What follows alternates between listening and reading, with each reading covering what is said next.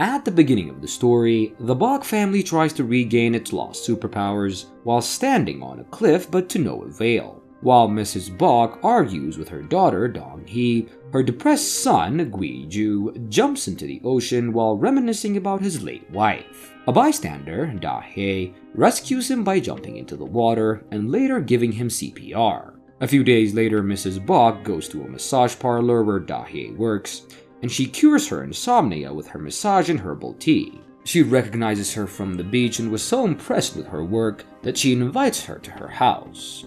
She visits her luxurious mansion, where our alcoholic male lead finally has his first encounter with his savior. However, he ruins it by assuming she's only here for money. But it turns out that he isn't completely wrong, since our innocent female lead is actually a con artist who'd been married twice before and scammed both her ex-husbands for huge amounts of money. Even this time around, her goal was to suck the rich Boks dry, and her first step was by winning Mrs. Bok over with sleeping pills and Gwi-ju with words of affirmation. It starts to work when Mrs. Bok, who has premonitions in her sleep, sees Da-hye wearing their family ring and assumes she'll become her son's wife.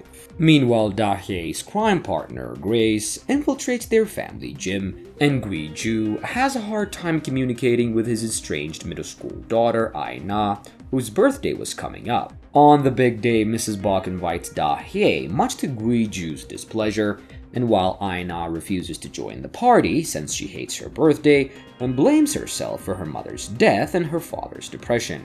Mrs. Bok blames her son for this, and the two get into a fight, after which she faints and is carried to the hospital, and Gwi-ju runs away. With only Aina left behind, Da-hye tries to win her over, only to learn that Aina knows she'd been adding sleeping pills to Mrs. Bok's tea. Later, however, Aina surrenders and has a meal with her, during which she explains how Dong-hee's obesity makes her unable to fly, and Mrs. Bok's insomnia makes her unable to dream, and Gwi-ju's depression keeps him from finding happiness in his past. She also warns her to leave this family of weirdos while she can. Later at night, when Gwi-ju returns home, Da-hye tells him to fight his depression for his daughter's sake, but he simply tells her to mind her own business, since he cannot save anyone anymore or even be there for them. However, once Da-hye leaves, he brings a stuffed toy to Aina's room and wishes her a happy birthday. It turns out that Gwi-ju's superpower is to travel back in time to a moment he felt happy in,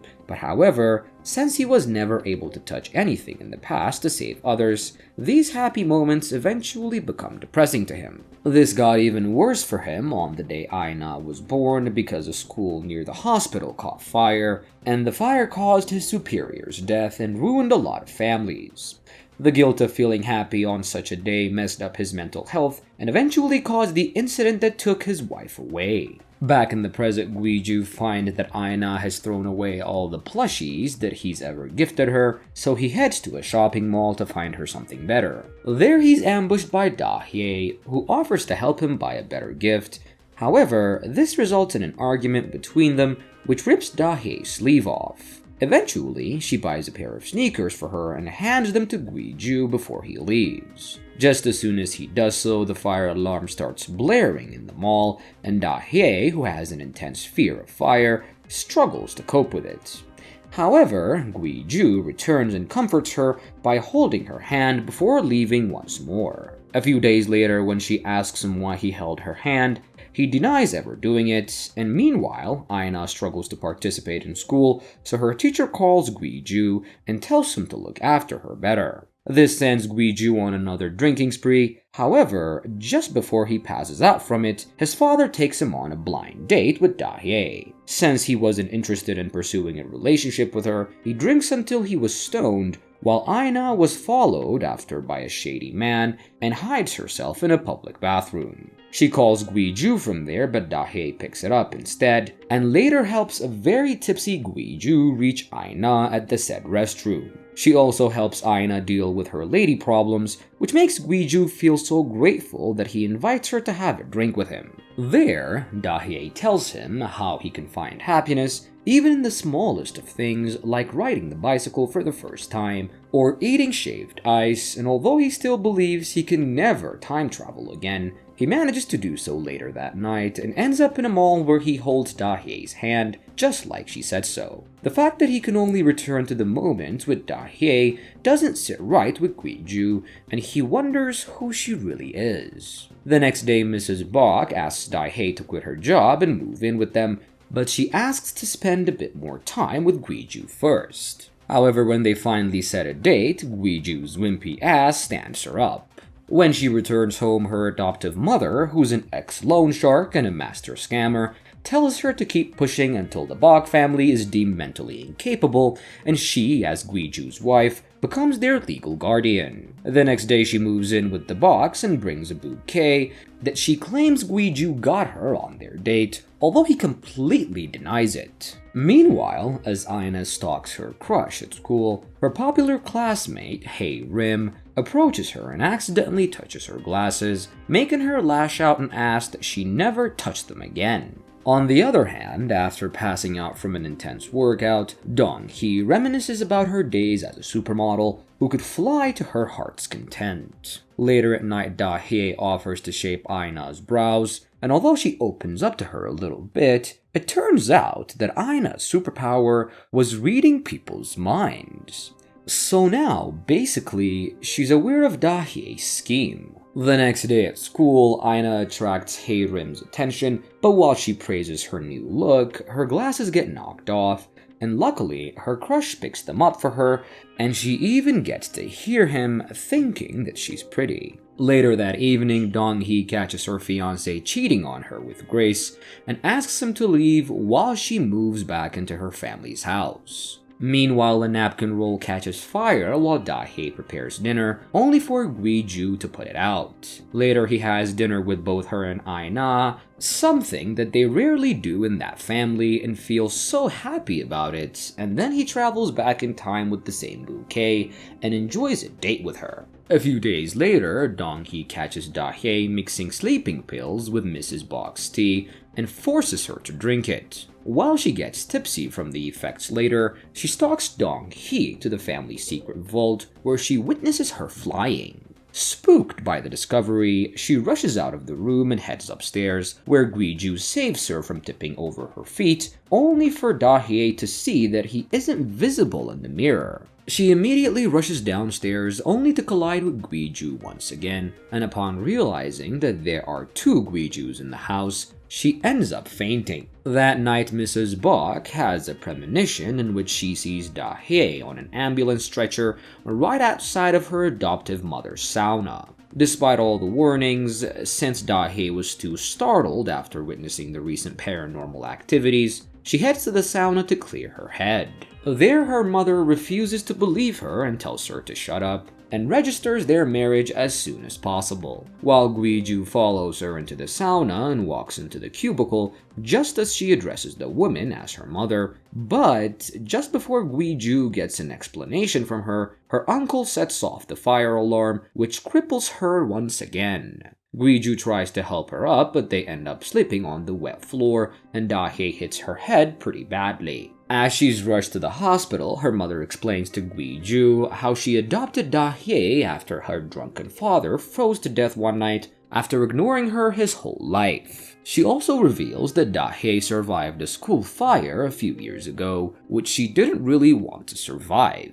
After Da-hye wakes up, Gwi-ju takes her home and explains everyone's superpowers to her, and meanwhile, Aina's relationship with her crush continues to develop, much to Hae Rim's annoyance, because she also likes him. She later asks Aina how she feels about him, but Aina reads her mind and lies that she thinks he's a jerk, something he overhears. Later that night, Da-hye prepares a fake marriage registration form and takes it to Gwi-ju's room, claiming that his future self brought it to her. She also lies that the man who saved her from the school fire 13 years ago looked exactly like him, and although he's convinced, he still believes that love needs to come first in a relationship and kisses her. They were both completely taken aback by it, and though Gwi-ju claims to be a tough man who felt nothing from it, he keeps on going back to that moment despite not wanting to. The next day, he even lies that he felt nothing from it to Da-hye's face, only to be slapped right across his face. While he recovers from the reality check, Mrs. Bok's antique watch goes missing, and everyone suspects Dong-hee stole it,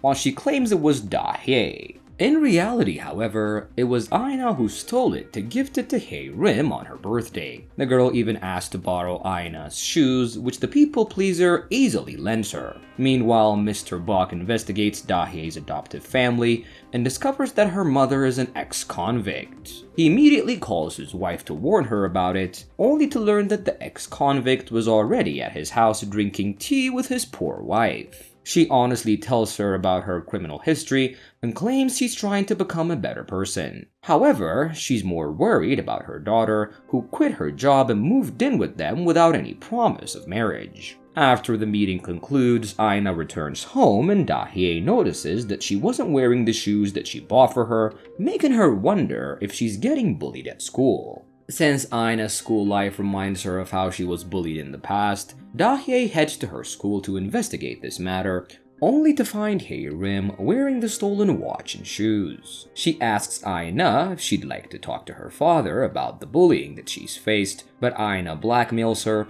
and she reveals that she knows that she wants to hoard their 50 billion won property. This news scares her so much that she mindlessly ends up getting locked in a school gym that reminds Da-hye of her past and how she was locked into one by her bullies the day their school caught fire. However, Gwi-ju saves her this time, making her cry in relief while recalling how no one came to look for her in the past. That day, Da-hye realizes she's falling for Gwi-ju and backs out of the relationship, and Mrs. Bok's paranoia about making an ex-convict's daughter their son's bride also helps. However, Gwi-ju refuses to let her go this time, and tries to become a better person for her by showing up at the gym from then on, cleaning up the wine bottles from his room, and even showing up at the sauna for help. However, Da-hye shuts him out, claiming that she's scared of his supernatural abilities. One evening, she meets Aina, who asks her to return to their house, and even opens up about her ability to read minds, much to Da-hye's surprise. A few days later, while Aina hangs out with her friends, Hae-rim declares that she'll confess to their mutual crush today,